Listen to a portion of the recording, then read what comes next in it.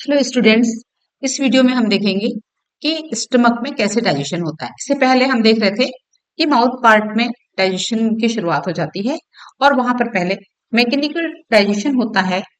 वो है mechanical digestion का प्रोसेस शुरू होता है टिथ से, और टिथ से शुरू होने के बाद फिर माउथ पार्ट में ही एक और पार्ट होता है। सबसे पहले हम देखेंगे सलाइवरी ग्लैंड। माउथ पार्ट में होता है सलाइवरी ग्लैंड, और सलाइवरी ग्लैंड से सलाइवा सेक्रेट होता है। सलाइवा हमारे माउथ को हमेशा मॉइस्ट रखता है, जिससे कि लुब्रिकेट रखता है, जिससे कुछ भी चीज यदि फूड इनटेक करते हैं तो वो सीधे माउथ से होते हुए, फेरिंग से होते हुए ईसोफेगस तक जाए और स्टमक तक पहुंच जाए। तो इसके लिए सलाइवरी ग्लैंड से सिक्रीट होता है म्यूकस। म्यूकस सिक्रीट होता है।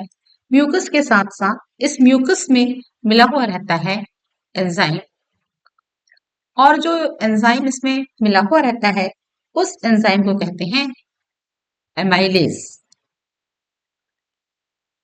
ये एमाइलेज है, इसका नाम है टायलिन। इसका नाम टायलिन। तो जो टायलिन नाम का एंजाइम सलाइवरी ग्लैंड से ये सलाइवा के साथ में आता है, ये कार्बोहाइड्रेट के ऊपर रिएक्शन करता है, कार्बोहाइड्रेट को डाइजेस्ट करता है, और कार्बोहाइड्रेट को डाइजेस्ट करके माल्टोज में चेंज कर देता है। ये माल्टोज में चेंज कर दिया है, मतलब हमारा फूड मटेरियल क्या है, पहला फूड मटेरियल। अब बात यहाँ पर उठती है कि हम फूड के रूप में क्या क्या चीजें इंटेक करते हैं। तो फूड के रूप में हम बहुत सारी चीजें इंटेक करते हैं। उसमें से सबसे इम्पोर्टेंट जो है वो है कार्बोहाइड्रेट। कार्बोहाइड्रेट इंटेक करते हैं, फैट इंटेक करते हैं, और हम इंटेक करते हैं प्रोटीन। प्रोटीन इंटेक करते हैं। ये तीन हमारे मेन फूड हैं। बाकी विटामिन हैं, मिनरल्स हैं, ये भी हम इंटेक करते हैं, लेकिन ये तीन फूड हमारे इंपॉर्टेंट हैं, कार्बोहाइड्रेट, फैट और प्रोटीन। तो सबसे पहले कार्बोहाइड्रेट का डाइजेशन स्टार्ट हो जाता है माउथ पार्ट में। माउथ पार्ट में जो सलाइवरी ग्लैंड से सलाइवा का सेक्रेशन होता है, और सलाइवा में एमाइलेज एंजाइम होता है जिसका नाम टाइलिन है, और ये टाइलिन कार्बोहाइड्रेट पर रिएक्शन करके इसको माल्टोज में चेंज कर देता है। मैंने आपको पहले ही बताया है कि कॉम्प्लेक्स जो सब्सटेंस हैं, कॉम्प्लेक्स मटेरियल हैं, उन सबको कॉम्प्लेक्स ऑर्गेनिक कंपाउंड को ये जो है वो सिंपल ऑर्गेनिक कंपाउंड चेंज करते हैं digestive enzymes. Carbohydrate carbohydrate polysaccharide है, और पॉलीसेक्राइड को उसने कन्वर्ट कर दिया माल्टोज डाइसेक्राइड में। इसका मतलब ये हुआ कि कार्बोहाइड्रेट का पूरी तरह से भी डाइजेशन नहीं हुआ है, केवल इसका पार्शियल डाइजेशन हुआ है। तो कार्बोहाइड्रेट का पार्शियल डाइजेशन सलाइवरी ग्लैंड में होता है। सलाइवरी ग्लैंड में डाइजेशन के बाद, यहाँ सलाइवरी ग्लैंड में डाइजेशन हो गया, और सलाइवरी ग्लैंड में डाइजेशन के बाद में फिर से देखिए, अब फूड मटेरियल जो है वो फायरिंग से होता हुआ ये चला जाता है। कहाँ चला जाता है? ये फायरिंग से गया ईसोफेगस में, फिर ईसोफेगस से ये पहुंच गया स्टमक में। ये आपको स्टमक दिख रहा है, ये देख रहे हैं आप। मैंने पहले ही बताया था, पिछली वीडियो में ही आपको बताया था कि इस तरह से जे शेप में यहाँ पर आपको स्टमक दिख रहा है, और इस स्टमक के तीन पार्ट होते हैं। सबसे पहला पार्ट जो होता है, जो इसोफेगस से जुड़ा हुआ पार्ट है, इसको हम कहते हैं कार्डियक पार्ट। ये है कार्डियक पार्ट। बीच का जो पार्ट होता है, इस पार्ट को कहते हैं फंडिक पार्ट। और जो सबसे लास्ट वाला पार्ट होता है, इस पार्ट को कहते हैं पाइलोरिक पार्ट। ये है पाइलोरिक पार्ट। कार्डियक पार्ट जो इसोफेगस से जुड़ा है, पाइलोटिक पार्ट जो यहाँ पर ड्यूोडेनम से जुड़ा है, स्मॉल इंटेस्टाइन का पार्ट है ड्यूोडेनम, इस ड्यूोडेनम से जुड़ा हुआ रहता है, ये पाइलोरिक पार्ट है, और बीच का पार्ट है फंडिक पार्ट। अब डाइजेशन का प्रोसेस जो है वो यहाँ पर शुरू होता है, कहाँ पर?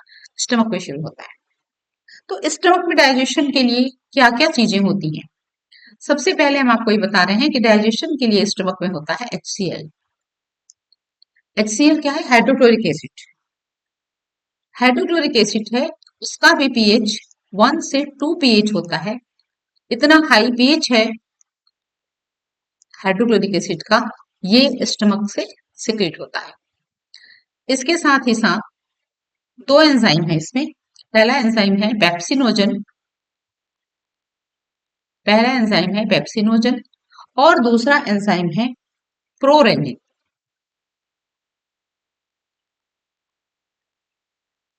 प्रोरेनिन देखिए यहाँ पर पेप्सिनोजन और प्रोरेनिन लिखा हुआ है। ये जो पेप्सिनोजन है ये इनएक्टिव स्टेज में है, अभी ये एक्टिव नहीं है, ये इनएक्टिव स्टेज में है। और प्रोरेनिन ये भी इनएक्टिव स्टेज में है। जब स्टमक में आकर के HCl सिक्रेट होता है और HCl का pH 1 से 2 है, मतलब स्टमक में एसिडिक मीडियम है और इस एसिडिक मीडियम में pepsinogen in presence of HCl, जैसे HCl रिलीज हुआ वैसे ही ये एक्टिव पेप्सिन में बदल जाता है। पेप्सिन एक्टिव है और वैसे ही प्रोरेनिन जो है वो HCl के प्रेजेंस में रेनिन में कन्वर्ट हो जाता है। ये भी एक्टिव है, एक्टिव स्टेज है। ये डाइजेशन किसका करते हैं? पेप्सिन जो है, पेप्सिन और रेनिन ये दोनों डाइजेशन करते हैं प्रोटीन का। जब दोनों ही प्रोटीन का डाइजेशन करते हैं तो फिर दोनों का नाम अलग अलग क्यों है? दोनों का नाम इसलिए अलग अलग है क्योंकि पेप्सिन जो है वो प्रोटीन पर रिएक्शन करता है, रेनिन भी रिएक्शन करता है प्रोटीन के ऊपर, लेकिन ये एक स्पेशल टाइप के प्रोटीन पर जिसका नाम है केसिन। केसिन ये मिल्क प्रोटीन है, मिल्क में पाया जाने वाला प्रोटीन का नाम है वो है केसिन, और ये मिल्क प्रोटीन के ऊपर रिएक्शन करता है रेनिन। पेप्सिन और प्रोटीन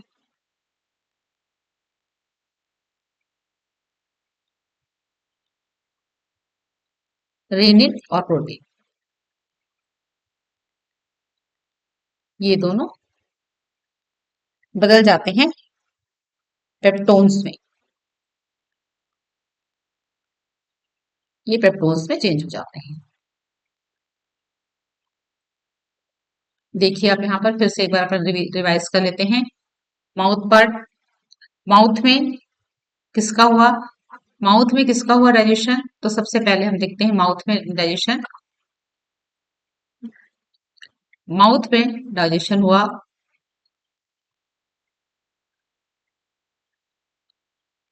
माउथ में डाइजेशन हुआ वो है कार्बोहाइड्रेट का।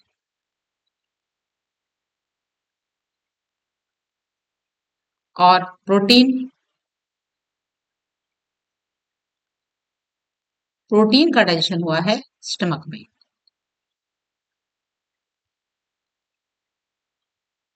डाइजेशन का प्रोसेस स्टार्ट हो चुका है और डाइजेशन डिफरेंट डिफरेंट प्लेस में डाइजेशन जो है वो शुरू हो चुका है। फिर से देख लीजिए आप, पेप्सिनोजन और प्रोरेनिन दोनों HCl के प्रेजेंस में कन्वर्ट हो जाते हैं पेप्सिन और रेनिन में। ये दोनों एक्टिव हैं, प्रोटीन के ऊपर रिएक्शन करते हैं और इसको बदल देते हैं पेप्टोन्स में। अब आप देखिए HCl, क्वेश्चन आता है मन में कि HCl तो एसिड है और आप लोगों ने सबने पढ़ा है कि एसिड तो जला देता है सबको। यहाँ पर एसिड क्यों नहीं जलाता? ये स्टमक भी तो, ये प्रोटीन हमारा तो बॉडी का स्ट्रक्चर भी प्रोटीन से बना है, तो इस प्रोटीन को ये पेप्सिन क्यों नहीं गलाता है? और ये एसिड जो है इसको क्यों नहीं जलाता? इसका रीजन ये है कि स्टमक में म्यूकस की लेयरिंग होती है, म्यूकस की लेयरिंग होती है। म्यूकस की लेयरिंग बचाता है डायरेक्ट कांटेक्ट से स्टमक के वॉल को इन एंजाइम और HCl के डायरेक्ट कांटेक्ट से बचाता है। दूसरी बात, पेप्सिनोजन जो है वो तब तक एक्टिव है जब तक कि उसको HCl नहीं मिले, और HCl का सिक्रेशन तभी होगा जब इसमें फूड मटेरियल रहेगा। तो इस प्रकार से एसिड और एंजाइम से जो रिएक्शन करके मटेरियल बना, इस मटेरियल को कहते हैं काइम। और अब ये काइम स्टमक से आगे जाएगा और स्टमक से आगे जाकर के डियोडेनम में जाएगा। आगे की जानकारी के लिए आप हमारा वीडियो देखते रहिए, लाइक करते रहिए और सब्सक्राइब करते रहिए।